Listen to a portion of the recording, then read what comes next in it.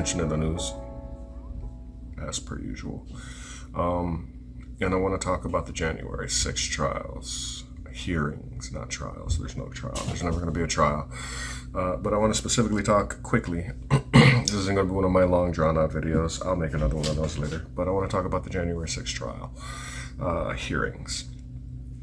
I haven't heard them mention anything about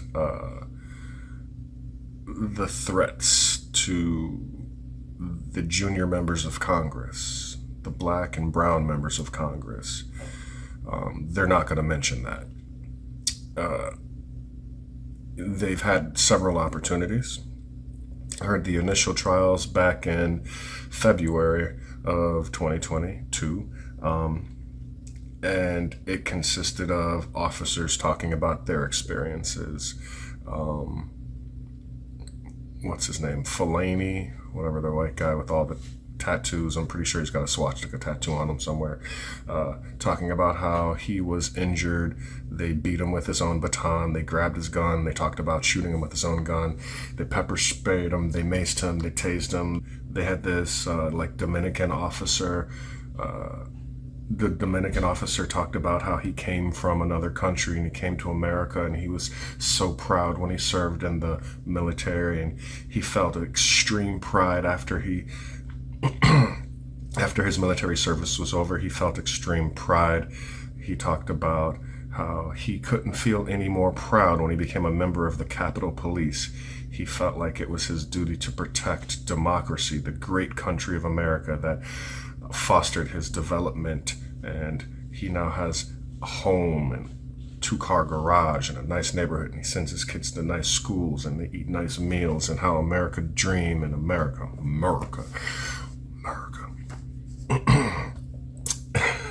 And how on that day he had a quick culture shock. He got a taste of what America really was. The America that hides behind the curtains but is never quite gone. And anytime some sun shines through, a light is put on it, you can see what we are. We, the proverbial we, not the royal we. Not even talking about me or people like me. I'm talking about what we all know. So we'll get to that. So these cop hearings consisted of what they saw and how they were attacked and how they felt. And then several months went by, and they started in the summer when, most people aren't paying attention because they're out on vacation, or it's summer. People are out and about. They're outside. They're doing stuff. They're living their best life outside. They are, going to picnics, going to the beach, having barbecues, birthday parties, jubilation, summertime. That's when they decided to have these hearings. Post them at like 12 o'clock so that, 12 o'clock for the people who are paying attention. It's lunchtime. It's time to get your lunch, eat your food, and by the time your lunch is over, back to work. We're not going to post this stuff at nighttime when 4:30 when people are getting off of work, 5:30, 6:30. It's not being talked about on the news for good reason. And people would have to come to terms with who they really are. Been paying attention to what's going on recently. They've been having hearings where Trump aides and lifetime Republicans, lifetime conservative Republicans who worked and helped and aided and abetted, I'll get into that, aided and abetted Trump, how they had a hand in the attempted coup, how they had a hand in trying to subvert democracy. They're on the stage for an hour. Most of the hearings, if you look them up on YouTube, they're like 2 hours and 20 minutes. But if you're actually paying attention to the testimony, most of that is procedural bullcrappery, wherein by the time they're sworn in, there's only really an hour of testimony. It's like 30 minutes of questioning and grandstanding and filibustery type stuff. We just want to talk and tell you this, that, and the other, and then we'll ask some questions for about an hour. These hearings, they're lackluster, and I know why these people are these lifetime Republican plants, and I don't mean that like deep state. I don't mean that like the Republicans mean when they say plan. I mean like these guys were in the White House, specifically handpicked by other racist and corrupt officials to serve a specific purpose for that corruption that they were planning on.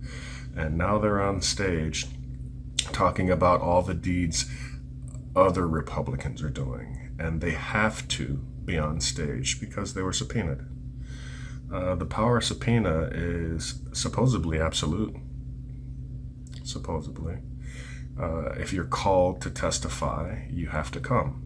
And the only reason these people were called to testify is because the FBI and DOJ, the Department of Justice, Homeland Security, everybody has dirt on these people who are testifying. It's essentially snitching. It's how the DEA gets the top drug boss.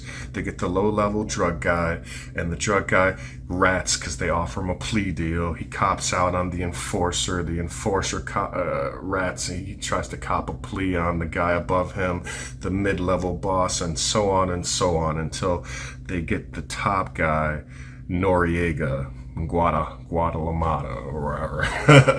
And then that's when they get the CIA and they try to get some extradition type stuff going on. That's essentially what we're watching play out with the January 6 hearings. Everybody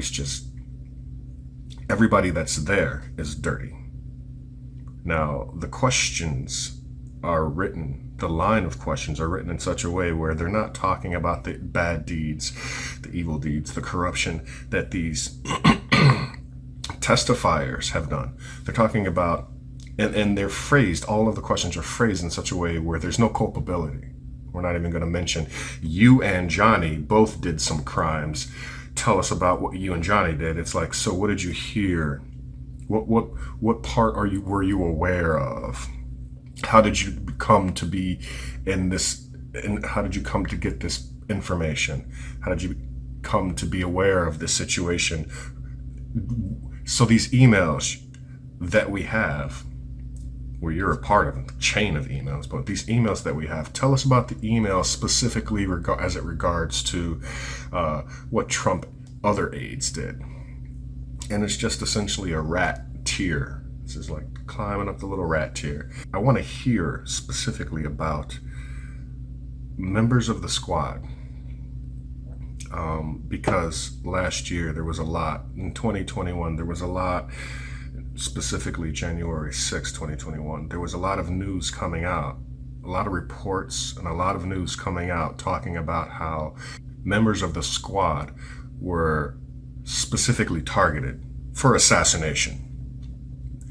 AOC Rashida Tlaib, Ilhan Omar, Ariana Presley, other members of the quote-unquote squad were targeted for assassination simply because they're brown and they're junior members and they want change. And they stated before they were in office, they stated that they wanted to bring change and equity to all members, and they wanted Congress to look more like how America looks and a lot less like how people on your money looks, the dollar bill, the $5 note, $10, $20, $100. They wanted members of Congress to look like, how America looks.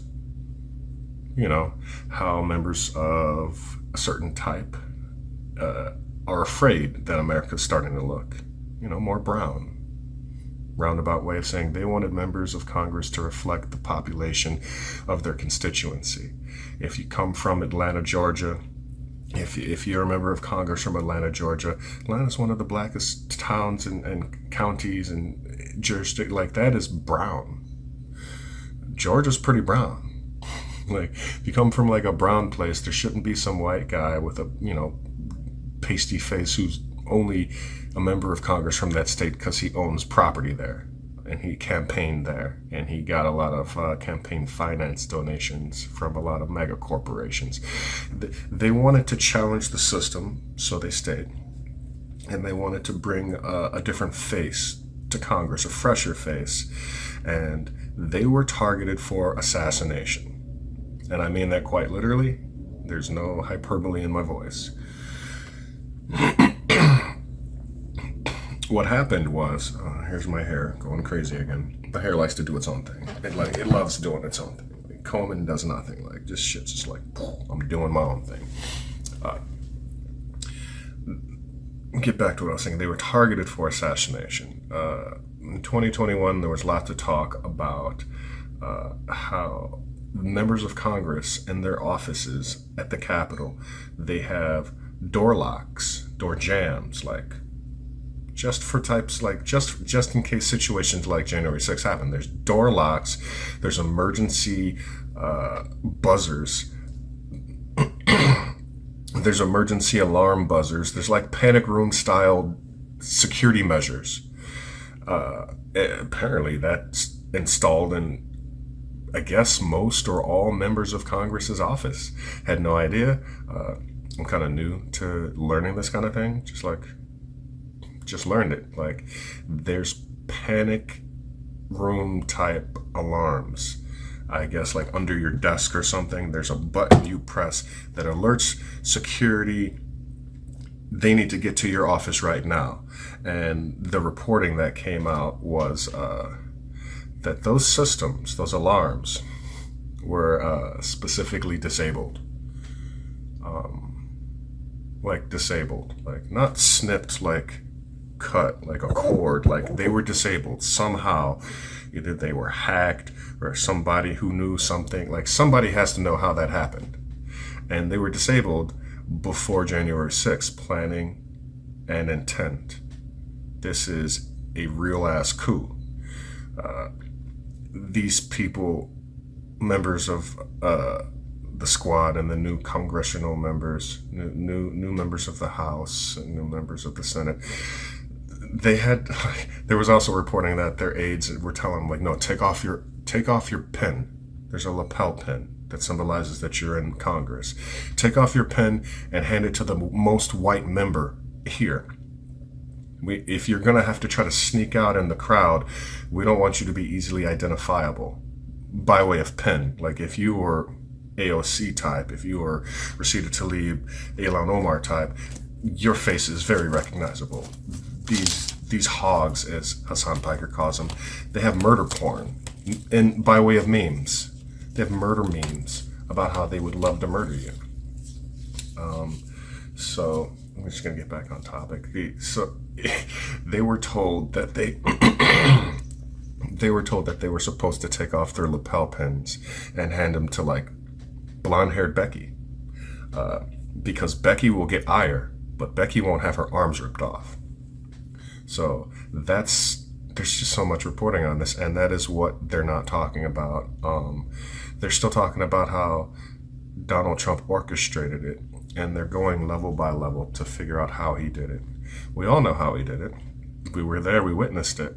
I don't know why he's not in bars, like underneath the jail. And then when I say I don't know why, I do know why. It's like he's white, he's old, he's rich, and he's connected. So he's not going to go to jail. All of these January 6th trials, it's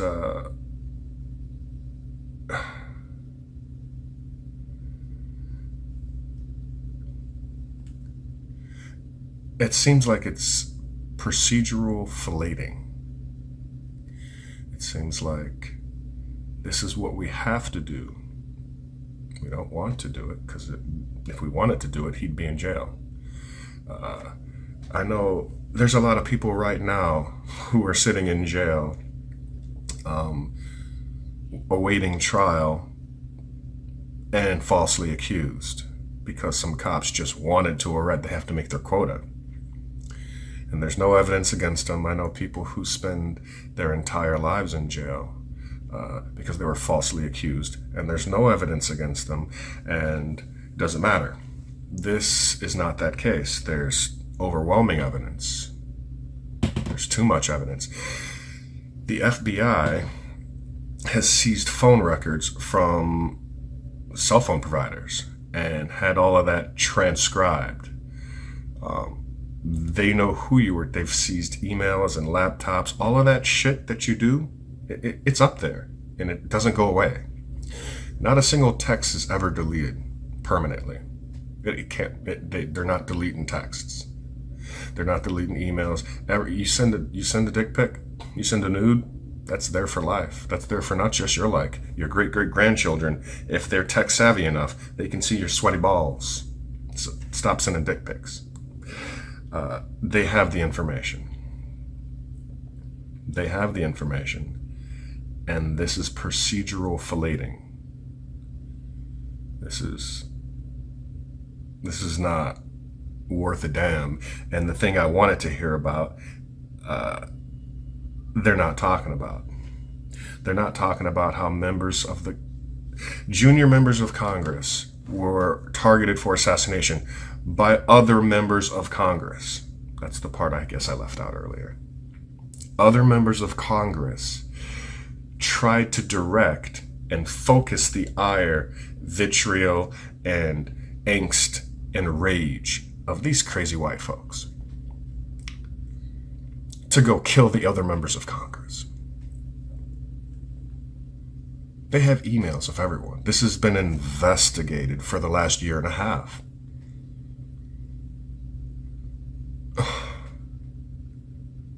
Members of Congress tried to kill other members of Congress. A lot of members do not. You really think that colleagues of yours in Congress may do you dirty? Yeah, well, one just tried to bring a gun on the floor of the House today. I believe it was Representative Andy Harris of Maryland. He tried to bring in a gun onto the House floor. For individuals who don't know, guns are not allowed in the District of Columbia, and certainly the House floor is there are separate House rules that prohibit the bringing in of firearms. Now, these are rules that date back to the Civil War, and these are individuals that are trying to sneak firearms either illegally or in direct violation of House rules. Why does a member of Congress need to sneak a gun onto the House floor? Do you think they're bringing it in there because they want to protect all of you from, insurrectionists like we saw a couple of weeks ago? Or do you think there really is a chance that you may be the enemy? Colorado Congresswoman Lauren Boebert released a video on Twitter explaining why she's going to carry a gun in Washington, D.C. I walk to my office every morning by myself. So as a 5-foot-tall, 100-pound woman, I choose to protect myself legally because I am my best security. Boebert represents Colorado's 3rd Congressional District. 21 Democratic members of Congress recently sent a letter to House Speaker Nancy Pelosi and House Minority Leader Kevin McCarthy asking them to ban members of Congress from carrying guns on Capitol grounds. There's a member of Congress who gloated about how he snuck his gun in a holster underneath his jacket into the halls of Congress. And when Capitol Security told them, you're not allowed to walk sideways past the thing they're calling the MAG, the metal detector, you're not allowed to walk sideways past the MAG. You have to walk through the MAG. The members of Congress literally said, what are you going to do, arrest me? Now I say the members, all of these people are white. Like, there's a sickness going on. There's some shit in the air. It's not just the Capitol rioter, they're treasonous insurrectionists. Like, that's another thing. We're not throwing the harsh. The guys who were protesting police brutality were called thugs and traitors to the country and treasonous people. Donald Trump had William Barr try to charge people with felonies because they were rioting. Some of them were rioting, not all of them. Most of the protests were peaceful. Try to charge them with felonies and throw the book at them and lock them up for 10 years like they do in communist Russia. 10-year sentences for standing on the street while police are shooting you with like rubber bullets and shit in the eyeball and like knocking over old men, pushing them down, and literally kidnapping people, coming in with unmarked vans. This is a start. The federal police were instructed by the Department of Justice under William Barr during the protest riots during 2020, summer of 2020, the federal police were instructed to go into cities and states, which almost never happens. Federal cops don't just go in unmarked, no lapel, no badge, zip tie people, put them in the back of whited out vans with windows that were whited out and just take them away, and then try to like tribunal them and charge them for 10 years with treason, lock them up. That's a thing. They're not doing that for January 6th. They're not doing that for the crazy people who tried to kill members of Congress. All of the hearings, I've listened to every single one of them. Some of them I've listened to twice. Like, I just wanted to make sure I got all the information. Like, I listened to it, but I got my earbuds in. I'm riding my bicycle. I'm going grocery shopping. I'm listening to it. So I got to listen to it once or twice. They're not talking about how members of Congress, junior brown members of Congress, were targeted by senior members of Congress who were white for assassination. They're not going to talk about it. And I'm surprised AOC, Rashida Tlaib, Ilhan Omar, I'm surprised members of the squad are not more vocal about this. Racism's never gone away. I mean, the perpetrators of it haven't gone away, so why would we think racism's going to go away? Like, how's that going to be a thing? It's like I didn't clean the pile of shit in the corner. Didn't clean it. I expect the smell to go away? Till I get rid of that shit, the smell ain't going away. There's shit over there. It's a pile. It's a Jurassic Park Stegosaurus pile of shit. Smell's not going away. So that is something I know not to expect to hear about in the coming hearings. I'm not going to talk about how members of Congress tried to assassinate other members of Congress, because then they would have to lock these people up and send them to jail. And on a closing footnote, Juicy Smoulier, I like saying that because my favorite comedian says that. Juicy Smoulier, he staged a self-beating. Tried to blame it on MAGA. He staged this beating. He paid people. We all know about it now. I still think it's silly. I think it's the stupidest thing you could do. You don't have to stage a beating. You just go jogging in the wrong neighborhood and you can get shotgunned to death. But he wanted to make sure he didn't die. So he staged a beating. And we have such good technology here. Our technology is so good. He walked by an ATM. And he walked by a couple different cameras. And then they used his cell phone tracking thingy. And they can tell where you are at any given time throughout your life if you've walked on the streets of America. They can tell how many people do what. Everybody at the Capitol riot had a cell phone. These people were taking videos of themselves shitting on desks. They were brazen. These people were taking videos of themselves with their cameras. They were taking videos of everyone else. Like, there's people over there. The one person with the video can take a video of other people. They were doing that. And then we have facial recognition software. That's how they caught Juicy Smoulier. That's how they caught Juicy. They use the technology we have. And they're trying to throw the book at the guy. I think the guy's getting time in jail. I mean, for faking a beating, and blaming nobody. He didn't blame one person. He didn't point a finger. He didn't go to the cops and say, find person number A. He said, I was beat up by two guys and they said MAGA. Now, it's ironic. He's going to jail for faking his own beating. And people who were at the Capitol trying to kill, they're not going to jail. I think the reporting is out of the 10,000 plus people who were there, 800 people had to turn themselves in. They weren't arrested. Don't let that narrative fool you. You might read an article that said 800 people were arrested. They weren't arresting 800 white people. That's not a thing in America. 800 people had to turn themselves in, write a statement saying that they will appear in court Some of them got sentences. Most of the sentences were as light as 30 days probation,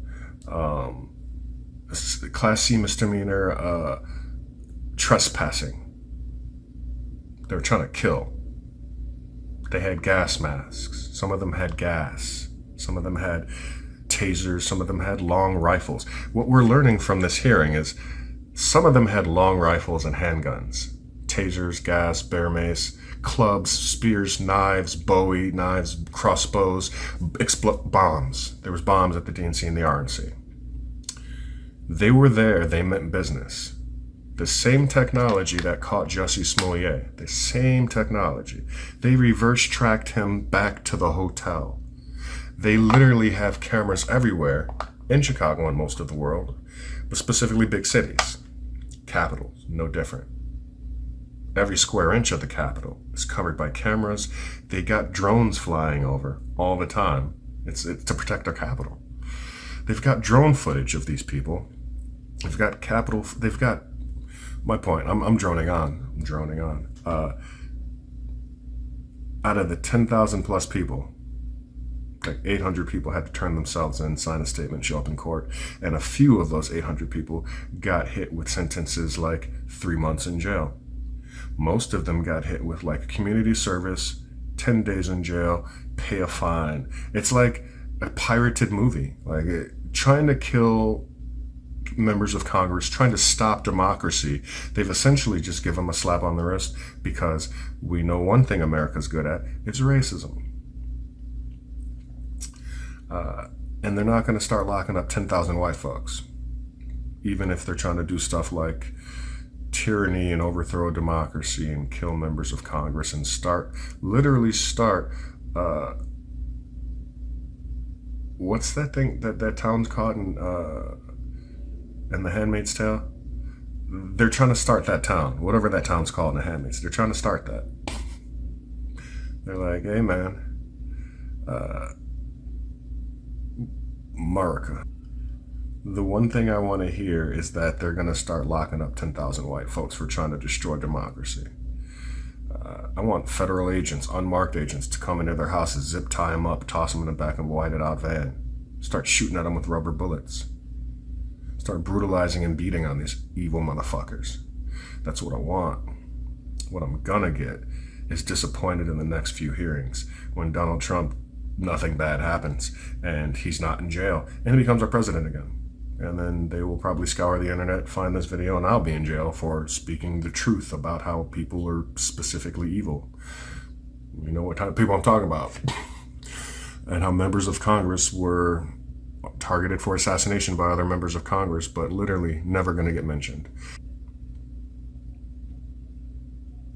Things I want to hear about, I'm not going to hear about. Because, America. That's just what I say instead of white supremacy. I start saying America.